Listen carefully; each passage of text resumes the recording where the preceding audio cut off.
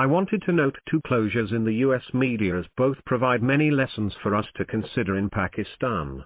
One is Washington Post's media columnist Margaret Sullivan's departure to begin teaching at Duke University. The other is CNN anchor Brian Stelter's firing and the cancellation of his show Reliable Sources after a near 30-year run. Sullivan chose to leave while CNN's new owners and leadership felt Stelter/the show was too partisan and they want the channel to be more centrist.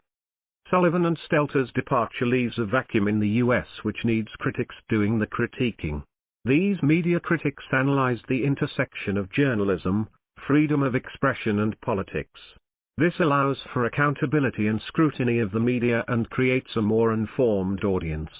There are plenty of people using social media platforms and newsletters to offer their critiques just like there are scholars writing in media journals, but who is holding the media to account? As media scholar Jeff Jarvis wrote in Medium last week, no one. Jarvis has long written about the need to analyze the media's impact on the political process and public discourse. If only media were open to criticism, but no, media use their power and privilege to turn spotlight on others, no longer themselves. That is wrong, he wrote. This lack of self-accountability has resulted in a growing mistrust of the news media, the world over, compounded by audiences staying in their news silos. Journalism becomes harder when you have demagogue leaders who show no signs of reforming.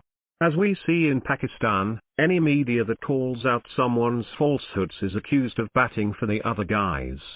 Journalism becomes a game for prime-time drama. There's more value in providing adequate context. Press freedom cannot function in a democracy where non-state actors pull the plug on media outlets at will, rendering thousands unemployed. One can't get a healthy democracy without press freedom, so all stakeholders need to learn how to be held accountable. If done fairly, where audiences see themselves and their concerns represented in news coverage, perhaps a trust in media can be rebuilt. This is especially critical as an election looms in Pakistan at a time of heightened polarization.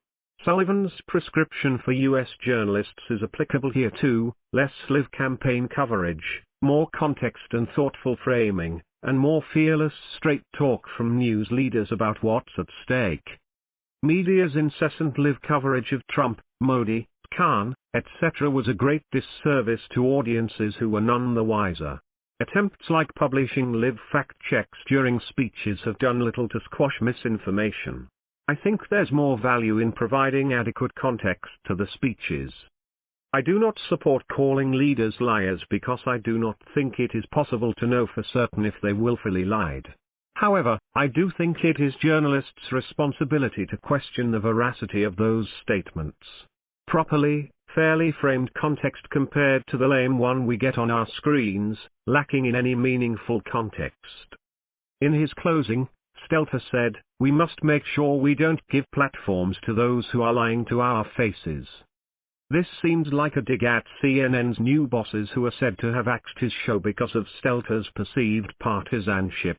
Is their goal now to change CNN's image to a more centrist one in a bid to win new audiences?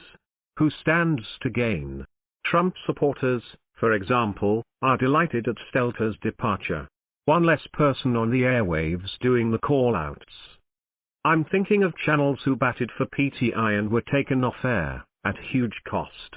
Will they be forced or willingly choose to switch gears, take a position favoring a party without becoming its megaphone? Since the banned channel is never going to appeal to non-PTI audiences, should it bother trying? Should journalists protest channels closure, journalists arrests if they spread misinformation, which goes against the practice of journalism? When someone is pulled off air, I think it's important to follow the money and ask who it benefits. Ostensibly, CNN's new bosses don't want to be perceived as taking any position but what is biased about standing up for the facts. It's not partisan to stand up for decency and democracy and dialogue. It's not partisan to stand up to demagogues. It's required. It's patriotic, Stelter said. I think patriotism has done enough damage in Pakistan where everyone has their own set of facts. Most of those facts are based on opinion, not on reporting. This is most worrying. All news outlets must practice fair, informed reporting without the shadow of the Seth or plug pullers looming over their heads.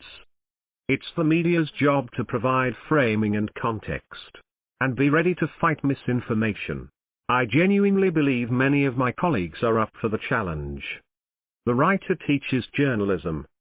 Published in Dawn, August 28, 2022.